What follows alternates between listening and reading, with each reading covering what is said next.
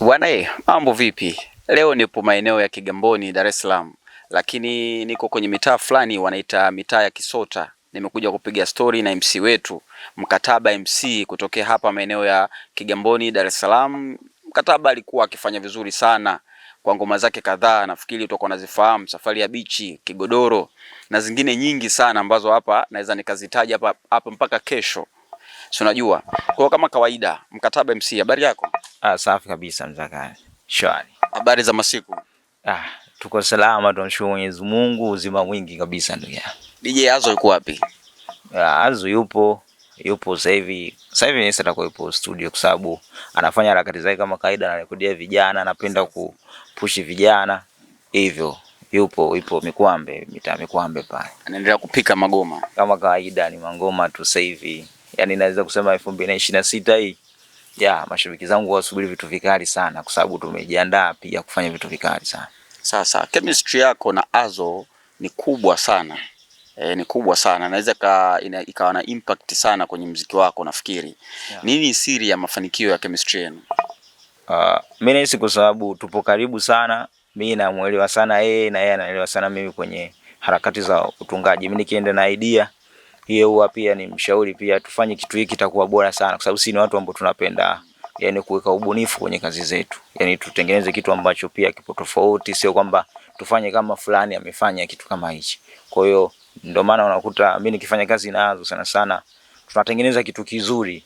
Kazi zetu zinakuwa zenye tofauti ambavyo inafanya hata wasanii wengine waige tunachokifanya sisi.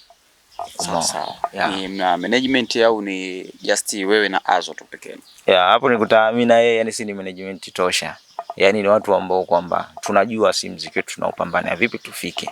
Kwa sababu management kuna kipindi ukopo na brother mmoja hivi tusaidia, ila naye alikuwa na mambo mengi, tukaona ngoja tupite hivi tuone tunafanya vipi. Umeona, lakini kwamba kuhusu management pia zitapotokea ni kitu kizuri kwa sababu kusapotiana ndio kila kitu. Hakuna anaofika mbali bila kusapotiwa na watu wanasapotiana ili ufike mbali zaidi. Kwa hiyo zitapotokea ni vizuri, lakini kwa sasa hivi tupo wenyewe kama wenyewe tunafanya kazi. Muziki wako bwana Mkataba ulianzia wapi? Mimi nahisi muziki wangu nikiangalia mimi nahisi umeanza kwenye masuala ya vigodoro haya. Kwa sababu zamani ujue nilikuwa ni mtu ambao kwanza mpaka mimi nimemaliza mpaka elimu yangu ya msingi. Nilikuwa ni mtu ambao mimi siwezi kutoka kwenda vigodoro nyumbani, kwa ni mtu tunazuiliwa sana kutoka. Kwa hiyo ilifikia hatua baada ile kipindi ambacho tunasubiri majibu, tika kidogo napata muda tunatoka naenda huko. Ndio sikio mtaani kuna bosi mmoja alikuwa na muziki, tunatoka tunaenda tunapiga na beba maspika kwa sababu mwenyewe nilikuwa napenda muziki. Kwa hiyo ndipo nikaja kukutana na Azo pia, na yeye mwenyewe alikuwa na harakati zake. Mwanzo tulikuwa kwenye masuala ya mpira, lakini baadaye na yeye akawa na harakati zake. Tunaenda na beba maspika, basi kuna shika mic naimba kidogo nyimbo za kina Manifongo, umeona kina Msaga Sumu, umeona hivyo. Kwa hiyo nikajikuta tayari ikawa ndo kama mazoezi, kwa sababu wasanii wengi wanaoimba singeli mazoezi yao wengi wameanzia kwenye vigodoro. Kwa hiyo ni kitu ambacho tumejikuta kumbe na kipaji, na mimi nikaanza kutunga nyimbo zangu. Umeona, tunga hivyo watu wanapenda. Tunamshukuru Mwenyezi Mungu. Pia na Azo naye aliona nisiwe tu kwamba DJ, kwa sababu DJ anaweza, so tu singeli ni DJ anaweza. Kwa leo na mimi nisiwe tu DJ, nifanye harakati niwe producer. Kaenda kama producer mbalimbali ambao mzidi wakubwa, anaenda wanamsaidia hichi na hichi mpaka mwisho siku hivyo Mwenyezi Mungu akabariki, tukawa tunafanya kazi 1 2 3 zunguka sana Morogoro, sijui Tanga, nenda wapi. Mwisho siku tumejikuta hivyo, Mungu kabariki, tunatoa kazi, watu wanazipokea vizuri na tukatengeneza utofauti, kwa sababu tayari tushakuwa ni watu ambao tunaweza kwenda sehemu mbalimbali na tunajua Mtwara wanapenda muziki gani, tunajua Morogoro wana muziki gani, Tanga na muziki. Kwa hiyo tukapata elimu na ile kuzunguka kwetu, tulikuwa tunazunguka sehemu tofauti. Kwa hiyo hivyo ndio maana unakuta hata tukiachia kazi kweli watu wanaona watu wanawaza nini wanafanya, kwa sababu tayari tuna upeo mkubwa ambao tunao kichwani, tofauti na yule mtu ambao yupo sehemu moja hana maarifa mengi, ambao anaweza kufanya kitu anajua hiki sehemu fulani kitagusa hapa hivyo. Kwa muziki mimi nimeanzia huko kwenye masuala ya vigodoro, kwenye makubeba maspika huko. Ulipambana sana kwenye muziki kwa historia yako unavyoonyesha, lakini ngoma yako ambayo ilikuleta sasa mjini ilikuwa ni ngoma gani? Ngoma ilikuwa ni Safari ya Bichi. Safari ya Beach ni ngoma ambayo yani ili tuseme iliendelea kunitambulisha zaidi. Ila kuna nyimbo ambazo niliziachia hapo mwanzo kama mpaka asubuhi, Kiomboi, kwenye vigodoro, umeona. Ni nyimbo fani kama 4 hivi zinafika kabla ya Safari ya Beach. Na hata simu zilikuwa zinaita kwamba tunakuhitaji uje huku Molo mwanangu, uje kuna kiasi fulani, umeona. Hivyo lakini kipindi kile mimi nakumbuka natoa hizo ngoma nilikuwa bado kuna sehemu kwa nafanya kazi ambazo nilikuwa napata siku moja tu ya Jumapili ambapo napata nafasi ya kurudi nyumbani nikiwa off. Kwa hiyo ilikuwa kuna baadhi ya kazi nilikuwa nazikosa kwa sababu kule sinalipwa tu mshahara mzuri. Lakini baadaye nilisema ngoja niamue kwamba niache hiki nifanye hiki. Kwa hiyo niliacha kazi ambapo nilikuwa nalipwa kila baada ya siku 15 nalipwa. Kwa hiyo nikaacha nikasema sasa mimi nimeingia kwenye muziki rasmi. Nikanatoka naenda kwenye show 1 2 3. Kwa mpaka nakuja kutoa Safari ya Beach ilikuwa tayari kuna kazi zingine ambazo zilikuwa zinanipa show. Kwa Safari ya Beach ilinitambulisha pia baadhi ya mikoa mingine zaidi. Tuseme Tanzania nzima. Yani ilikufanya uwe popular sasa.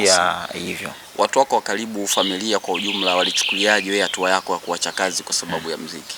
Ya kwanza ujue sio kila mtu kwamba alipenda, waliona huyu kwamba anachokifanya vipi. Yaani waliona kama anachokifanya ni cha kijinga, na acha kitu ambacho kipo rasmi na kufuata kitu ambacho kinaweza kikaa matunda, lakini ni kwa baadaye. Ujue ni kitu kigumu sana.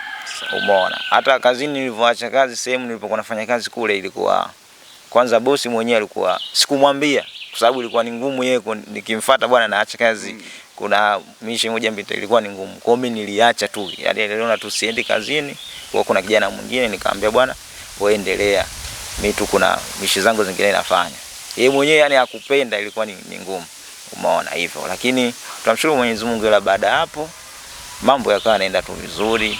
Watu wanapokea kazi vizuri. Umeona, tunapata mashabiki sehemu mbalimbali hivyo.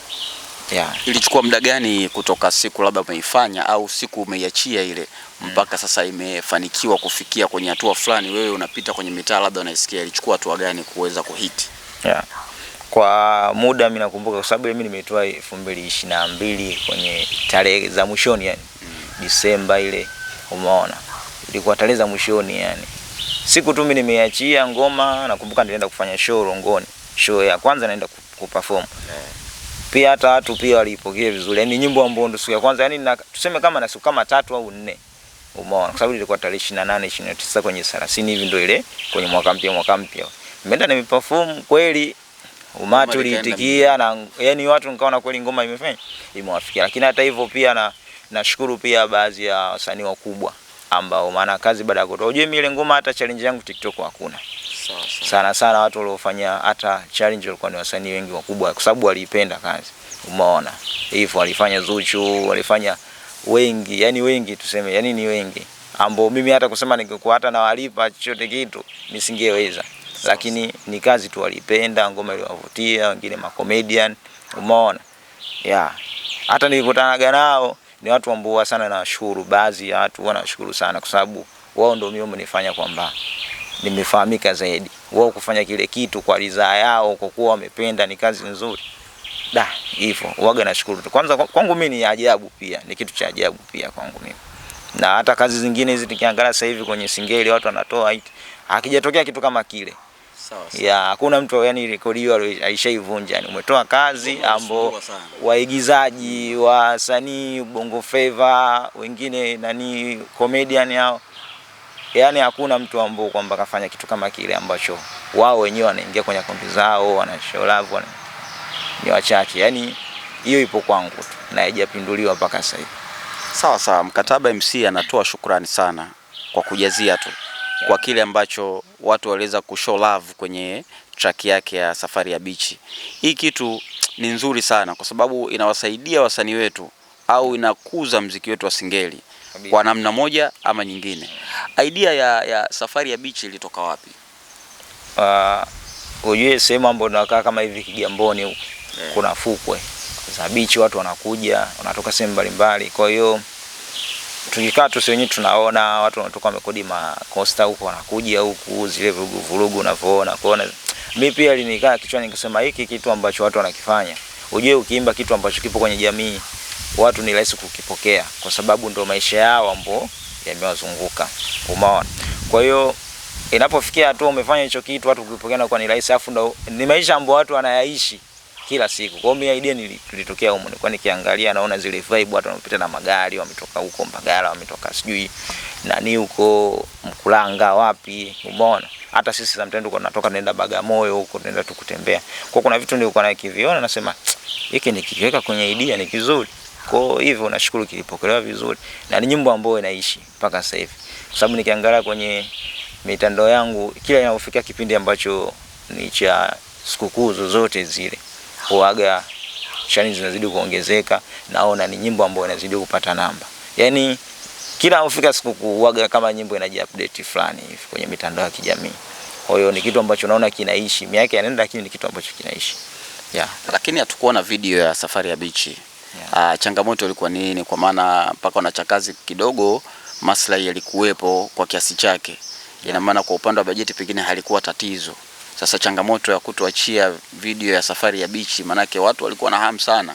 Yeah. Mpaka baadhi ya watangazaji wakubwa kwenye vipindi vikubwa vya redio na TV walikuwa wanaulizia zile kwamba Safari ya Beach tunataka video, mashabiki makelele yalikuwa mengi. Yeah. Lakini hatukuiona Safari ya Beach. Sijui labda mimi ilinikosa, lakini mpaka muda huu mimi nafika hapa sijakutana kokote na video ya Safari ya Beach. Miaka kadhaa 2022 mpaka sasa 2026. Yeah, ni kweli. Cha kwanza kilichofanya ni video ishindwe kutoka kwa wakati. Na yani isitoke kabisa tuseme. Ni kwa sababu cha kwanza bajeti. Unajua mimi mpaka natoa hizo kazi zangu ni mimi mwenyewe tu nilikuwa najipambania mwenyewe. Kipindi kile nakumbuka ndo hapo nilikuwa nafanya kazi zangu ninachokipata ndo naweka kwenye kwenye kazi. Yaani natoa huku naweka huku. Umeona? Kwa hiyo mpaka ile kazi inakuja kutoka. Kwanza mimi masuala ya mitandao ya kijamii nilikuwa pia si yafahamu. Kwa hiyo mimi nilikuwa nafanya kwa sababu napenda tu. Yaani sikujiweka ile kibiashara. Unajua tulianza tu muziki na mwanangu sababu ni vibe hivyo. Kama hapo nilivyowaambia kwa sababu tumetokea kwenye masuala sio vigodoro wapi. Kwa hiyo tunapoingia kwenye muziki kuna baadhi ya vitu so mimi tu na kuna wasanii wenzangu pia waimba singeli wameanza kufanya so na sio singeli hata Bongo Flava wapo ambao wameanza kufanya wajii kwamba kumbe kwenye mitandao kuna 1 2 3. Umeona? Kwa hiyo ile nyimbo kuna mtu alichukuaga akaiweka alivyoipata ambao yeye mjanyamia kwenye mitandao akaweka ikawa inamfaidisha yeye. Kwa baadaye nakuja kugundua muda kidogo kwa ushaenda. Kwa na hata ilikuwa ni ngumu mimi kusema kwa sababu kuna hata mabraza waliomba tufanye remix ile ngoma. Wengi wasanii wengi pia Bongo Flava waliomba. Sasa ilikuwa ni ngumu unafanya nao vipi mwisho wa siku hata wao wenyewe nyimbo imewekwa pia inapigwa copyright. Inakutana na kitu ambacho kwamba haipo kwenye umiliki. Yaani wao wenyewe kupata faida kitu walichokiwekeza kwenye hiyo kazi. Kwa hiyo ikawa nilipokuja kugundua ikawa ni ngumu sasa kufanya hata remix, ikawa ni ngumu kufanya video hata nikiweka ni sawa sana mfaidisha mtu mwingine. Ikanibidi nianze kupambana ili niweze kumpokonya yule mtu umiliki ambao kwa sababu sawa kwake mimi ndo mmiliki halisi. Na kama unavyojua masuala kwenye mitandao ili mpaka wakujue wewe ndo muhusika, sio jambo kwamba eti leo umeingia tu jamani huyu ni mimi. Hapana. Kwa hiyo ilichukua muda. Kwa hiyo mpaka kuja kupata kuwa kwenye umiliki wangu, hivyo nashukuru Mwenyezi Mungu nilipata, lakini pia hata wazo wa kusema nifanye video ilikuwa ni dogo sana. Umeona nikisema tungoja tuende kwa sababu sio idea ya kwanza, sio nyimbo ya kwanza na ya mwisho. Mbona kuna wasanii ambao wamefanya ngoma ni kali tuna hazina video. Mimi nikaona hivyo. Kwa sababu Mkataba MC ni mimi, hakuna kitachonifanya kwamba nishindwe kujulikana. Umeona? Kwa sababu kama ni show sijawahi kusikia kuna Mkataba MC mwingine huko kaitwa hapana. Umeona? Kwa hiyo ni hivyo. Ila japo najua kuna vitu nilivikosa kwa kutokufanya video. Kama ujue unafanya video pia mtu anakuwa anakufahamu hata umepita sehemu kwamba anajua fulani si ndio yule si ndio 1 2 3. Umeona? Kwa hiyo ilikuwa ni kubwa sana kutokana na sikufanya video. Kwa hiyo sababu zilikuwa ni hizo. Ndio maana mpaka leo video yani labda imetokea kwa sababu tunaona hata kama kina Diamond wanafanya labda mfano ngoma mapozi, si ndio? Ya Mr Blue, lakini ilikuwa ni ya muda. Kiangalia imetoka miaka hiyo, si ndio? Yeah. Kwa hiyo huwezi jua labda miaka baadaye atatokea pia msanii atasema kuna ngoma fulani hivi. Mimi nanikumbusha kwa sababu watu wengi mimi nakutana nao mashabiki zangu. Hiyo nilikuwa shule. Hiyo kipindi hicho shule utuambie kitu hiyo ngoma imepigwa, si unajua? Yeah. Kwa hiyo unakuta akaja kutokea msanii ambao baadaye akataka tufanye remix kwa baadaye. Ikawa ni kitu kizuri tukafanya kikubwa zaidi kama Mario alivyofanya Shisha. Kama hivyo Shisha na kina Mr Nice, umeona? Kwa hivyo kuna mtu anaweza kanipigia bwana chorus mimi nataka niitumie ila 1 2 3 tukafanya biashara.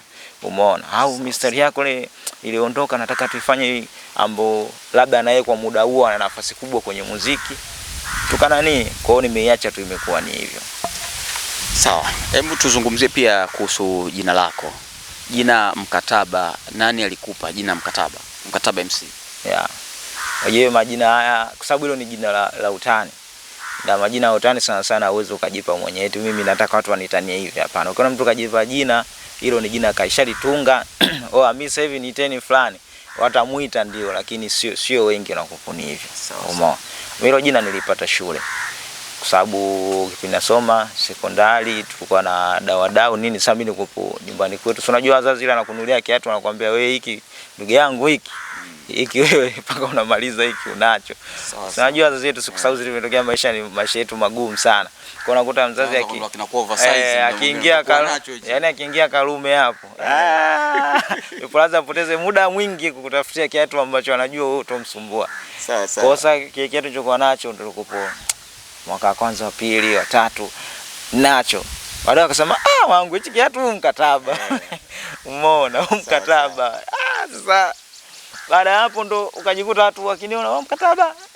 Mkataba. Mwisho siku ndo mpaka mtaani. Kwa sababu watu wengi nilikuwa nasoma nao kwa tukae sana mtaani. Ilikopo wengine wanatokea huko Mbagala, sijui Yombo huko. Umeona.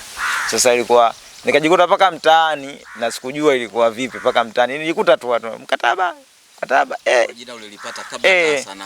Kwa hiyo na mimi nikaangaa ni jina lenye utofauti. Ikatajwa Mkataba, watu labda mkataba makubaliano na kitu fulani. Yeah. Umeona? Wakija kwenye usanii wanakuta ni mimi. Umeona? Sawa sawa. Kwa hiyo ndo ngaona nikajua jamani mtu ashiria sana, ni mtu wa kunyoka hivi ndio maana ikafikia kuitwa Mkataba. Kumbe kuna historia kubwa sana nyuma pengine. Yeah. Kama ulivyosema. Yeah, kabisa. Sawa sawa. Hivyo, yani hicho ndo ambacho mpaka leo hii ndio hivyo Mkataba, na mimi nikasema naondoka nalo ili hakuna tabu. Hatujaona kolabo kubwa na wasanii ambao wanafanya vizuri kwenye game, sijajua labda pengine wasanii wadogo au wastani fulani uliwahi kufanya nao kazi.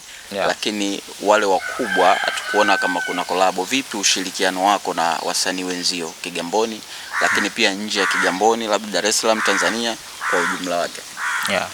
Yani hapo kuna kitu kimoja kwanza kama hapo kwenye masuala ya collab. Collab mimi nikiangalia mpaka sasa hivi katika wasanii ambao nilishafanya nao ngoma na zimetoka. Katika wasanii wakubwa hapo kuna B2K, kwa sababu B2K ni msanii mkubwa sana. Sawa sawa. Yani sana, yani ana nafasi yake kwenye upande wa sanaa kubwa. Sasa nimefanya naye ngoma lakini pia ikwenda sana kwa sababu hata hivyo hapa katikati tunajua ni hata nyimbo tumetoka kuiachia Desemba kuna vitu vimetokea watu walikuwa na mambo mengi kichwani. Kwa hata tulivyoachia ngoma haikwenda nani sana. Nyimbo fani tu nyimbo inaitwa Maisha nimefanya na B2K. Ila na mangoma ambao nimefanya na wasanii umeona. Tumefanya nao ila bado kuziachia naona. Kwa sababu nikiangalia mpaka sasa hivi naenda kuna mwaka hivi tunakatika. Umeona. Na zingine majuzi tumetoka kurekodi hapo. Kuna wasanii kama wawili wakubwa nimefanya nao kazi. Lakini nasubiri uongozi wao waangalie nao nafasi yao ipi, kwa sababu wao wanapenda kuachia vitu vikubwa, hataki tuachie mradi wameachia. Tofauti na siku kwenye singeli mimi naweza nikaandika ngoma wiki hii kesho kutwa tensha ipanga itoke nje, si ni watu ambao tumeenda hivi tu kwa moto. Umeona hivyo kwamba wadau nyinyi pokeeni mzigo ni wa. Kwa hiyo tofauti na wenzetu jinsi wanavyopanga ratiba zao. Ila nimefanya ngoma na wasanii wa Bongo Flava nimefanya nao. Mpaka sasa hivi wanafikia 3. Ila ndo kazi bado hazijatoka. Namuomba Mwenyezi Mungu zitoke kwa sababu pia ni ngoma kali. Mimi nikizisikiza ni ngoma kali. Naomba Mwenyezi Mungu afungue njia ngoma zitoke na watu wazipokee vizuri. Kuhusu makolabo nimefanya. Ila pia kwenye mikoa mingine huko tukiangalia kama hivyo. Kuachana na hapa mtu tunafanya naye ndio hivyo na B2K ambapo ipo na ni Makambako. Hivyo alini bless kwa sababu kuna kazi nimsikizisha aliyekubali hivyo tukaoa naye na ngoma imeshatoka. Nashukuru sana kwa sababu kwangu mimi kanisaidia, kwa sababu sisi wasanii tunakuaga tunasema na ndoto siku nije kufanya ngoma na mtu fulani, kwa sababu ni kitu ambacho yani ni story nzuri ujue, yani ni kitu kizuri hasa pia mkifanya na ngoma ikaondoka Mfano kama hivi Monde alifanya ngoma na Mr Blue, wewe jua tangu anaanza kutoka anasema mimi siku moja kufanya ngoma na Blue. Kwa hiyo mpaka kaja kujikaa, lakini anasema nitafanya kwa sababu huyu nikifanya naye ngoma kwangu mimi ni heshima. Kwa hiyo ni kitu kama hicho. Sawa. Kwa kuwa umezungumzia swala la ngoma mwezi wa 12 ulitoa na B2K lakini haikufikia ile target ambayo wewe mwenyewe ulikuwa umehitaji au umeikadiria. Vipi mipango yako kwa sasa hivi na labda timu yako au management? Mipango ya kuhusu nani? Yani kuhusu muziki wako, project yani kwa sasa. Mimi kwa sasa hivi kwa sababu kama hivi leo kuna kazi na iachia. Umeona?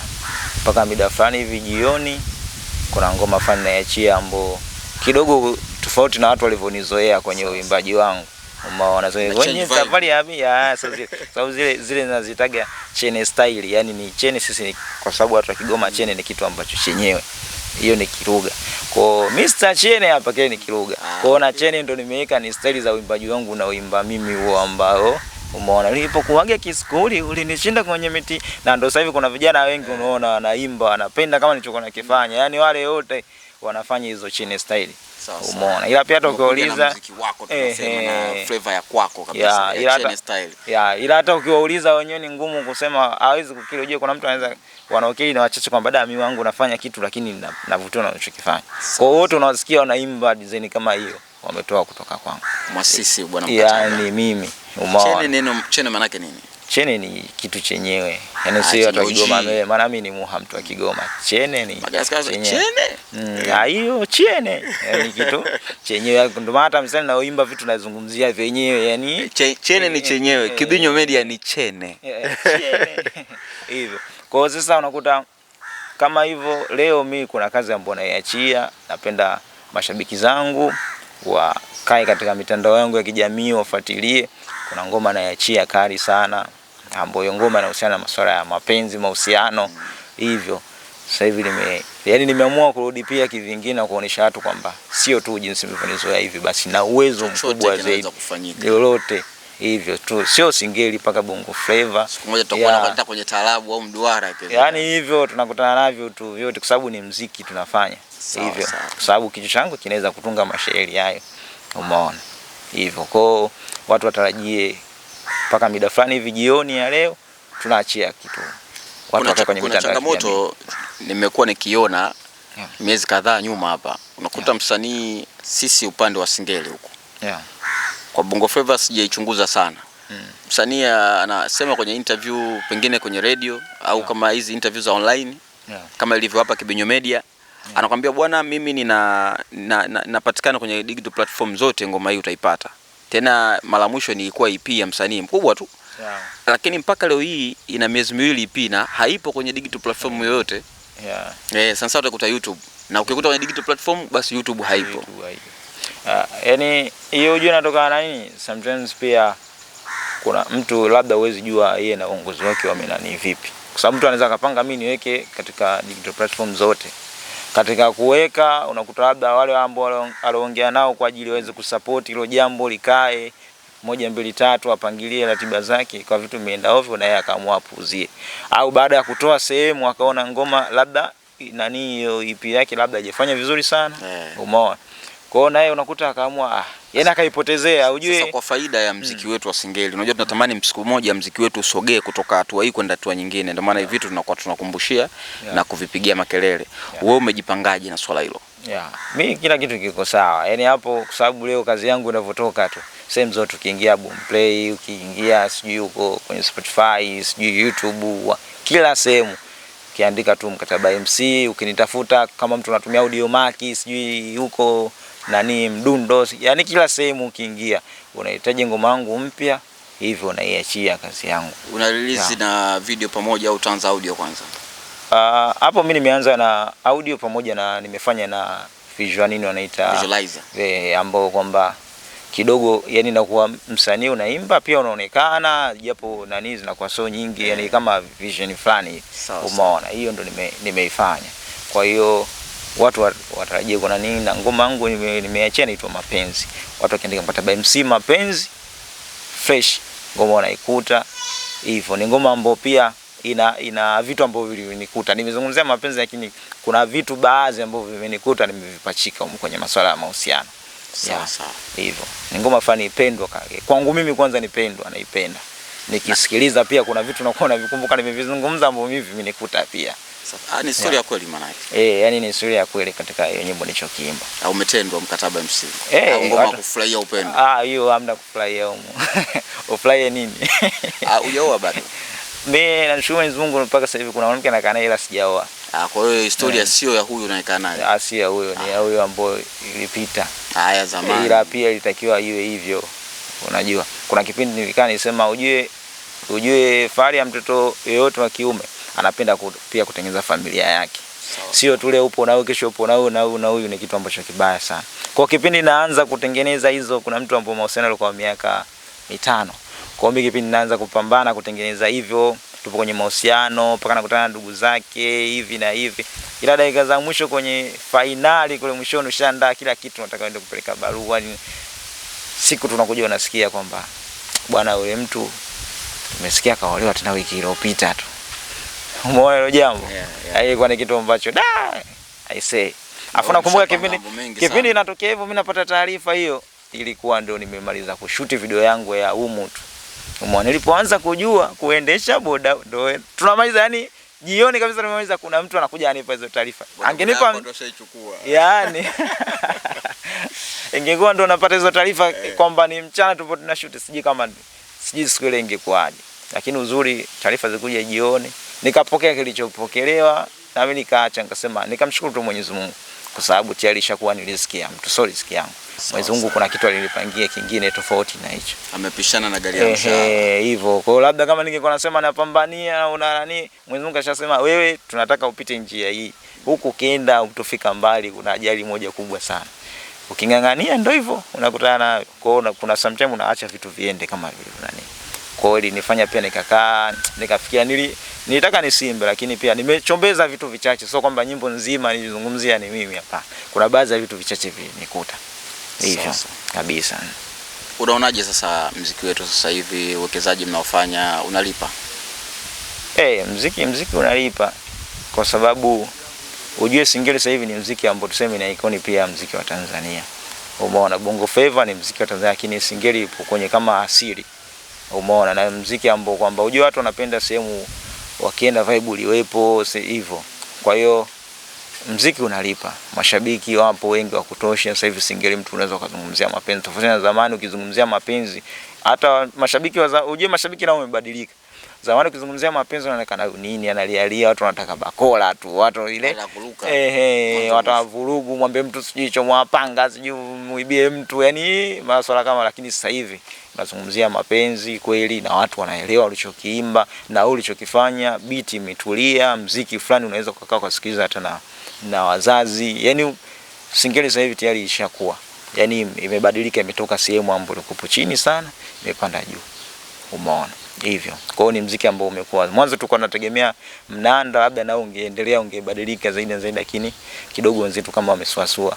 Kwa hiyo Singeli imetokea vimeiba kwenye mnanda, imeiba sijui wapi, imeiba vimechukua wapi. Ni muziki ambao ukiutengeneza na kitu chochote unaweza kuimba Singeli kompa, Singeli Bongo Flava, Singeli ya mapiano kama hizi ambazo pia mimi nazifanye. Umeona, Singeli mdundiko, Singeli yani ni muziki ambao kwamba unaweza kushirikiana na kila aina ya muziki.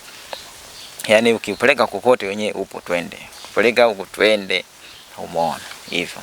Sasa mkataba MC Mr. Chene, nimekosea? Niko sahihi? Mr. Chene hapa kabisa. Kwa kumalizia una kipi sasa tumalize ili tuweze kufunga interview yetu? Mimi napenda tu kuwakaribisha watu siku ya leo waweze kufika na kuzi-download ngoma zangu na kuzisikiliza, kunisupport kwenye jambo langu, kazi yangu hiyo inaitwa Mapenzi, nimeachia hivyo. Umeona.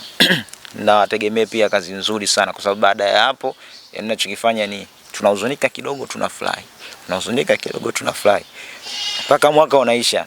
Kwa sababu pia Watanzania pia wengi ambao tumeweza kufika katika mwaka 2026 hapo katika tumepitia magumu sana.